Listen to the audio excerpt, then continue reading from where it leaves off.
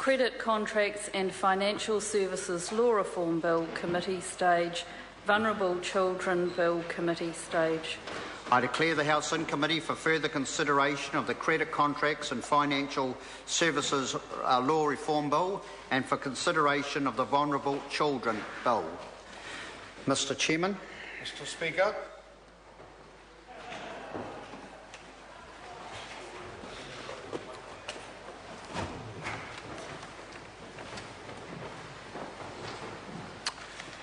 The House and Committee for further consideration of the Credit Contracts and Financial Services Law Reform Bill and consideration of the Vulnerable Children Bill.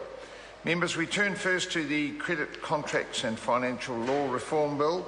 When we were last considering this bill, we were debating Part 2 and Dr. David Clark had the call. He has 4 minutes remaining, should he wish to avail himself of that. If not, would some other members? Carol Beaumont. Thank you very much, Mr. Chair. So, the Credit Contracts and Financial Services Law Reform Bill, we are in Part 2, as the Chair has said.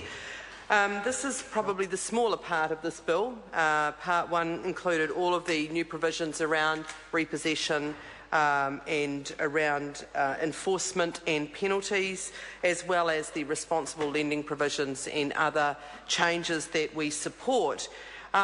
This particular part includes the provisions around the Financial Services Providers Registration and Dispute Resolution Act, and requires that financial service providers, including people providing credit under a credit contract, to be registered. I'm sorry to interrupt the member. Time's come for dinner. I shall resume the chair at 7:30.